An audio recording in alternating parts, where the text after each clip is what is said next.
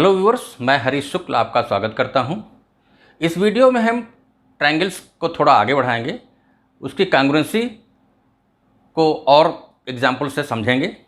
Video आपको पसंद आए तो शेयर और सब्सक्राइब जरूर करिएगा और बेल आइकन प्रेस करना ना भूलिएगा। आज के इस काम में हम पढ़ेंगे कि in a triangle angle opposite to larger side is larger. In a triangle, side opposite to larger angle is larger. Sum of two sides in a triangle is greater than the third side.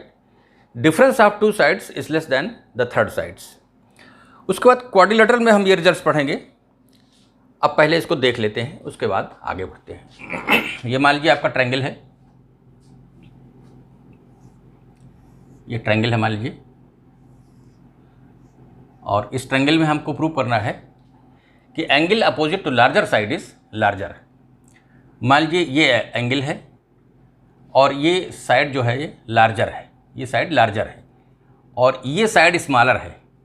तो हमें prove करना है कि angle opposite to larger side is larger. ये side A B C, A C is larger than A B, ये दिया गया है। हमें प्रूव करना है कि AC के सामने का एंगल B AB के सामने के एंगल C से बड़ा है। कंस्ट्रक्शन में हम क्या करेंगे,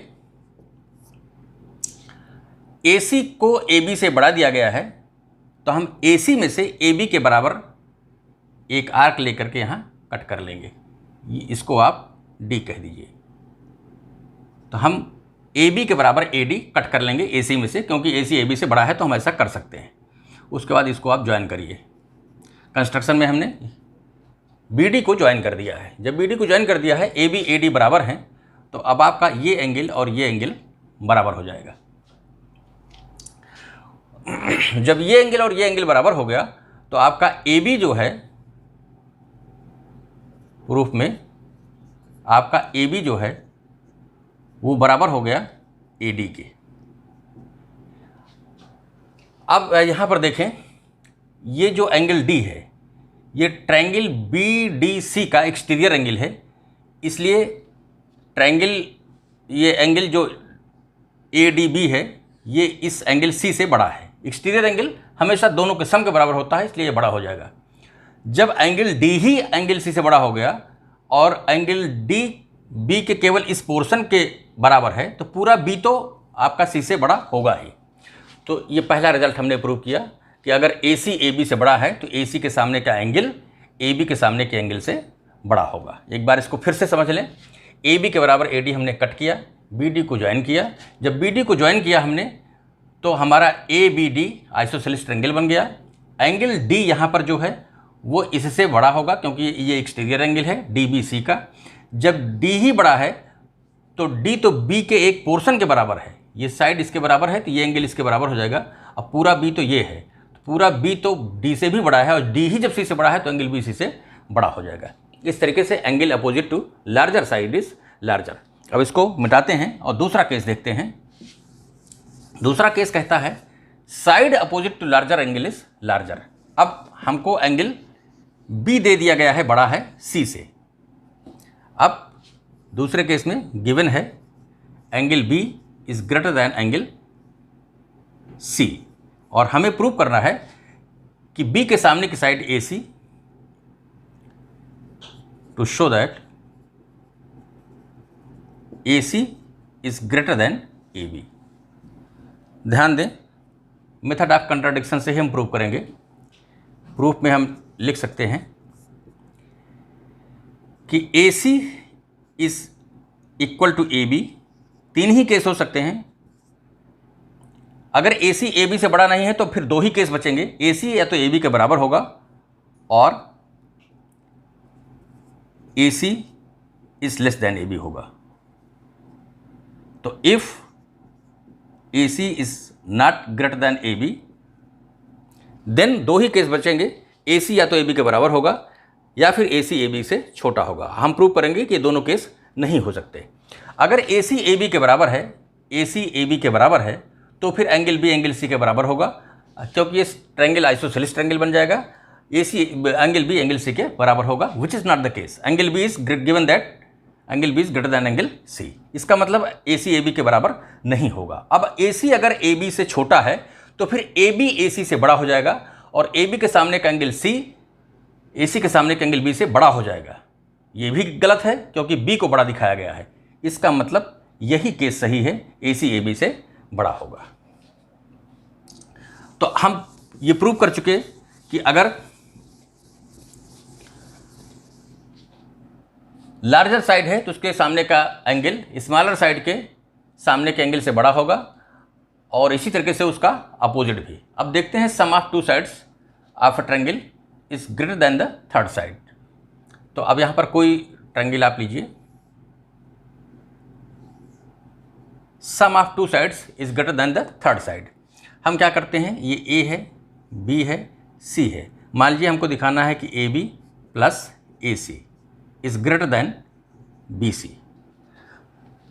अब क्या कीजिए, BA को आप आगे बढ़ा दीजिए, BA को आगे बढ़ा दीजिए, AC के बराबर कट कर लीजिए, इसको D कहिए।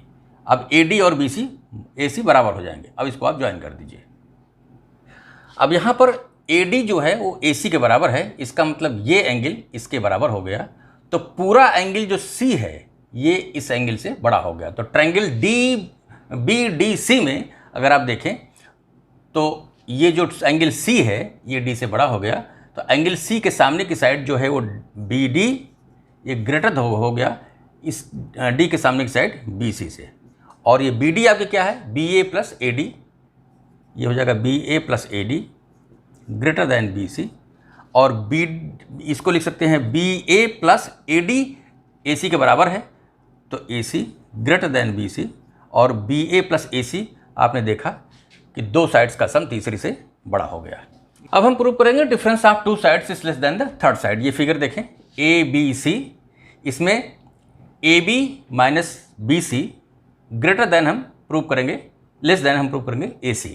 अब AB माइनस BC, इसका मतलब AB BC से बड़ा है, तो BC के बराबर BD हम कट कर लेंगे। जब BC के बराबर BD कट कर लेंगे तो हमारा जो ये एंगल होगा BD बराबर BC हो जाएगा, तो ये एंगल इसके बराबर हो जाएगा। अगर ये X है तो ये भी X होगा।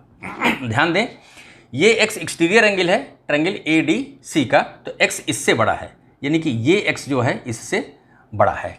अब आप इसको देखें, इस एंगल को, क्योंकि अब हम इंटरेस्टेड है ट्रायंगल ADC में। ये एक्सटीरियर एंगल है, तो ये एंगल जो है दिस प्लस दिस के बराबर है। अगर इसको हम एंगल B करें तो एंगल B प्लस X के बराबर है ये एंगल। इसका मतलब ये एंगल जो है वो X से बड़ा है, और ये एंगल अगर X से बड़ा है और X हमारा खुद इससे बड़ा है, क्योंकि यहाँ पर ये एक्सटीरियर एंगल है तो ये इससे बड़ा हो जाएगा। अगर ये इससे बड़ा होगा इसका मतलब X इससे बड़ा हो गया, और ये X से बड़ा हो गया तो ये तो X से बड़ा हो ही जाएगा। तो एंगल ADC जो है एंगल ACD से बड़ा हो जाएगा, तो इसके सामने की साइड AC बड़ा हो जाएगा इस छोटे से एंगल के सामने की साइड AD से। तो AD हमारा प्रूफ हो गया लेस देन AC। एक बार और देख सकते हैं इसको। ट्रायंगल ABC है, हमें प्रूव करना है दो साइड्स का difference AB minus BC is less then AC। हम BC के बराबर BD कट कर लिए, ये एंगल इसके बराबर है, ये एक्सटीरियर एंगल है, तो ये एंगल जो है इससे बड़ा हो जाएगा। इसका मतलब ये X इससे बड़ा हो जाएगा। यहाँ पर देखें तो ये एक्सटीरियर एंगल है, ये खुद X से बड़ा है, क्योंकि ये इन दोनों के सम के बराबर है। ये X से बड़ा है और स्वयं X इससे बड़ा है। इसका मतलब ये X, ये एंगल जो है वो इससे बड़ा हो जाएगा। ये हमारा X से बड़ा होगा, X हमारा इससे बड़ा है, तो ये इससे बड़ा हो जाएगा। तो इसके सामने की साइड AC इसके सामने की साइड AD से बड़ी हो जाएगी, यानी AD AC से छोटा हो जाएगा। तो दो साइड्स का डिफरेंस जो है वो तीसरे से छोटा हो जाएगा। अब आते हैं हम क्वाड्रिलेटरल में। क्वाड्रिलेटरल में जो रिजल्ट हम प्रूव करेंगे कि opposite sides are parallel then they are equal. अब मान लीजिए क्वाड्रिलेटरल है कोई, ये ABCD, अपोजिट साइड्स AB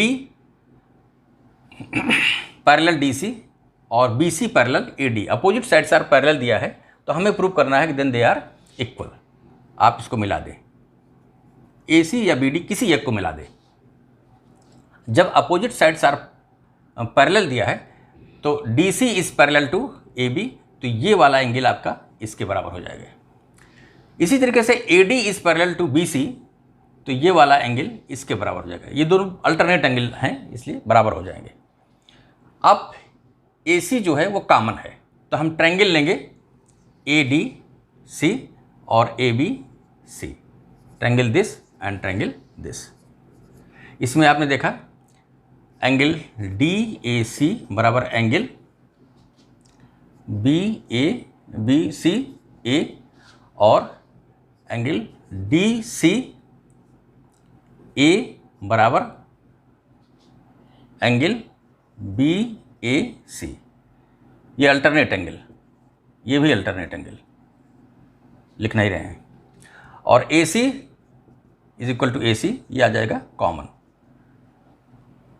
तो ASA प्रॉपर्टी से ये दोनों ट्रायंगल कांग्रुएंट हो जाएंगे। जब कांग्रुएंट हो जाएंगे तो करस्पॉन्डिंग पार्ट उनके इक्वल होंगे। तो आप देखें इस एंगल के सामने की साइड ये, इस एंगल के सामने की साइड ये दोनों बराबर हो जाएंगे। इस एंगल के सामने की साइड ये और इस एंगल के सामने की साइड ये बराबर हो जाएंगे। इस तरीके से CPCT से the sides will be equal और ये एंगल बराबर इसके हो जाएगा। तो एक अपोजिट एंगल हमने दिखाया बराबर है, और यहाँ पर भी अगर ये बराबर इसके है और ये बराबर इसके है तो टोटल ये बराबर इसके हो गया। इसका मतलब if opposite sides are parallel then opposite sides are equal and opposite angles are also equal. ये दोनों प्रूफ हो गए। अब छठा प्रूफ करते हैं। छठा कहता है कि if opposite sides are equal then they are parallel.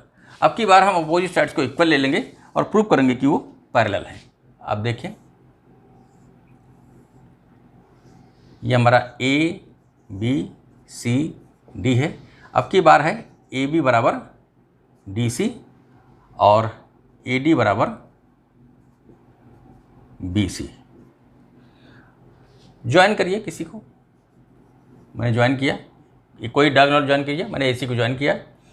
ये साइड इसके बराबर है, ये साइड इसके बराबर है और AC कॉमन है, तो SSS प्रॉपर्टी से कांग्रुएंट हो गया। अब इसके सामने का ये बराबर इसके है, तो इसके सामने का एंगल ये हुआ इस ट्रायंगल में, और इसके सामने का एंगल ये इसके सामने का एंगल ये हुआ AB बराबर DC। तो AB के सामने का एंगल ये हुआ और DC के सामने का एंगल ये हुआ। ये दोनों एंगल बराबर हो जाएंगे। अब आपका AD और BC दो लाइन्स हैं जिनको AC ट्रांसवर्सल इंटरसेक्ट कर रही है। अल्टरनेट एंगल बराबर है, इसका मतलब BC और AD पैरेलल हो जाएंगे। सिमिलरली हम प्रूव कर सकते हैं कि AD और BC भी पैरेलल होंगे। तो हमने देखा कि opposite sides are equal then they are parallel, और पैरेलल जब हैं तो हम प्रूव ही कर चुके हैं कि अपोजिट एंगल्स आर इक्वल। अब आते हैं one pair of opposite sides are equal and parallel then the other pair are also equal and parallel and the quadrilateral is parallelogram. यहाँ पर आप प्रूव करेंगे फिर से।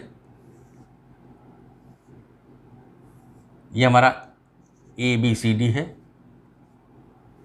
इसमें मान लीजिए AB पैरेलल DC है और AB इक्वल DC है। एक पेयर हमने लाइन लिया है AB जो DC के पैरेलल भी है और इक्वल भी है। कोई डायगोनल ज्वाइन करिए। अब DC के पैरेलल ये है तो ये एंगल आपका इसके बराबर हो गया, ये एंगल इसके बराबर हो गया।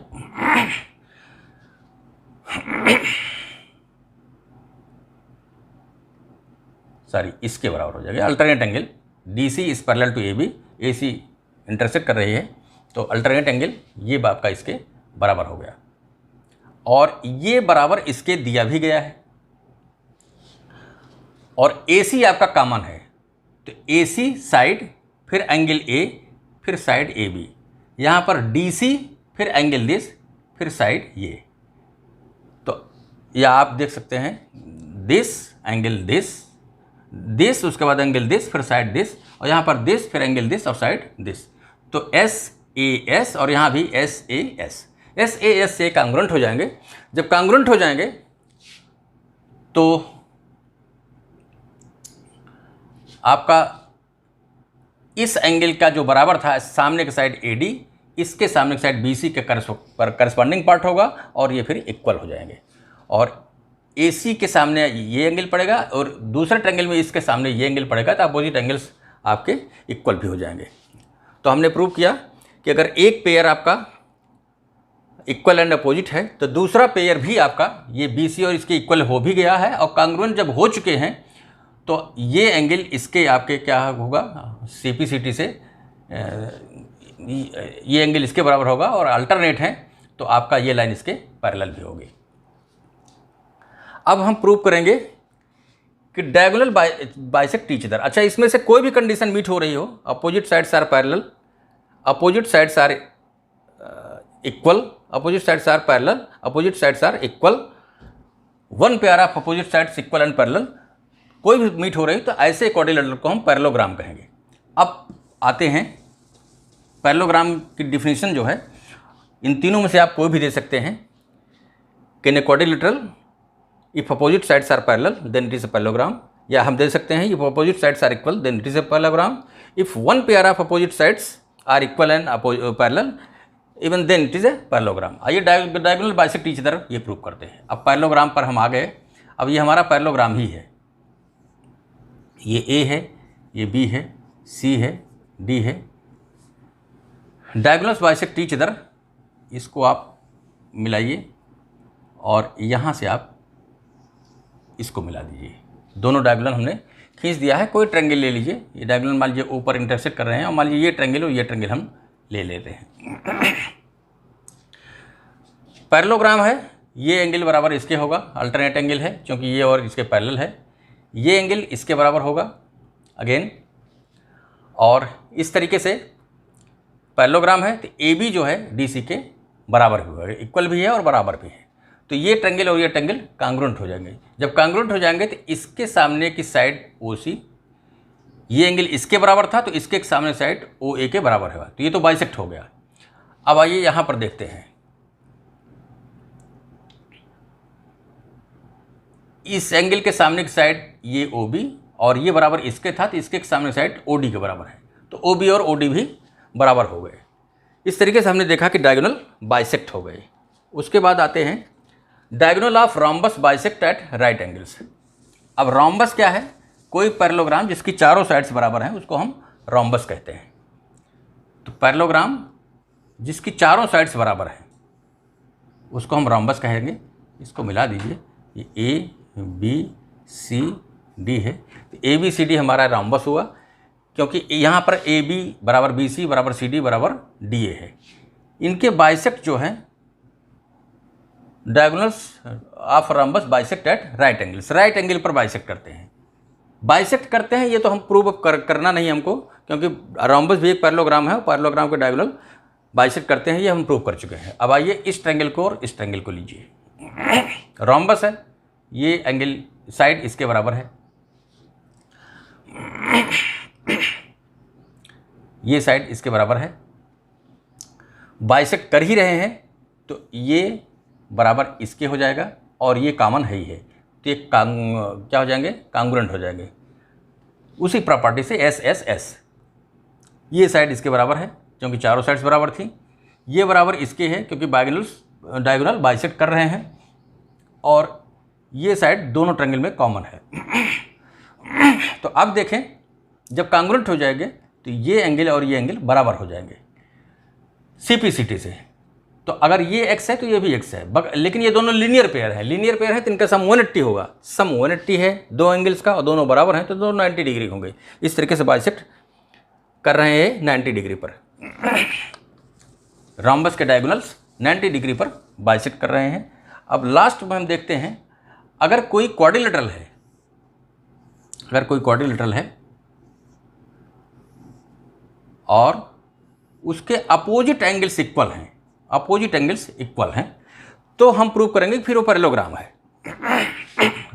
अभी तक हमने प्रूव किया था कि पैरेललोग्राम के अपोजिट एंगल्स इक्वल होते हैं, उसका उल्टा प्रूव कर रहे हैं कि अगर अपोजिट एंगल्स इक्वल हैं तो वो पैरेललोग्राम है। आइए देखते हैं, अगर मान लेते हैं ये एंगल x है तो ये बराबर इसके होगा तो ये भी x हो जाएगा, और ये y है तो ये भी y हो जाएगा। इस तरीके से हमने देखा कि पैरेललोग्राम के चारों एंगल्स का सम, तो या कोई भी क्वाड्रिलेटरल होगा चारों एंगल्स का सम 360 होगा। तो यहाँ से देखें तो x + y क्योंकि ये हो जाएगा 2x प्लस 2y 360, तो x प्लस वाई आपका हो जाएगा 180। x प्लस वाई 180 हो गया। और यहाँ पर देखें आप, ये a b c d है, यहाँ पर AD और BC दो लाइन है और AB कोई ट्रांसवर्सल है जो उनको इंटरसेक्ट करती है। तो Y और X लीनियर पेयर हो गए, Y और X लीनियर पेयर हो गए। तो इसका मतलब AD और BC पैरेलल हो गया, क्योंकि लीनियर पैरेलल, जब दो पैरेलल लाइन को कोई ट्रांसवर्सल कट करती है तभी ये लीनियर पेयर नहीं, ये को इंटीरियर हो गए। जब दो लाइंस को कोई ट्रांसवर्सल कट करती है तो उनके जो ट्रांसवर्सल के एक ही तरफ इनर साइड में जो दोनों एंगल्स होते हैं उनको हम को इंटीरियर कहते हैं। पैरेलल के केस में ये 180 होता है। 180 के केस, जब 180 होता है तो फिर लाइन भी पैरेलल होती है। आप आगे बढ़ा भी दे सकते हैं, x प्लस वाई 180, और इसको अगर हम z कर दें तो x प्लस जेड, ये तो लीनियर पेयर हो ही जाएंगे, x प्लस जेड भी आपका 180 हो जाएगा। तो इसका मतलब z और y बराबर है। चूँकि ये करस्पॉन्डेंस एंगल है तो भी आप AD AC parallel to BC कह सकते हैं। आप किसी भी तरीके से कह सकते हैं। को इंटीरियर का सम 180 है तब भी आप AD BC को पैरेलल कर सकते हैं। अदरवाइज इसको बढ़ा करके इस एंगल को इसके बराबर दिखाएंगे, चूंकि ये करस्पॉन्डिंग एंगल है तब भी BC AD के पैरेलल हो जाएंगे। सिमिलरली हम AB और DC को भी पैरेलल दिखा सकते हैं। इसका मतलब अगर अपोजिट एंगल्स इक्वल हैं तो भी हमारा जो क्वाड्रिलेटरल होगा वो पैरेललोग्राम हो जाएगा। यहाँ पर हमने 5, 6, 7, 8, 9, 10 इसमें हमने ट्रायंगल की कांग्रुएंसी का भी इस्तेमाल किया है और उसका यूसेस हमने आपको बताए हैं। फिलहाल अभी के लिए इतना ही। वीडियो आपको पसंद आया हो तो शेयर और सब्सक्राइब जरूर करिएगा।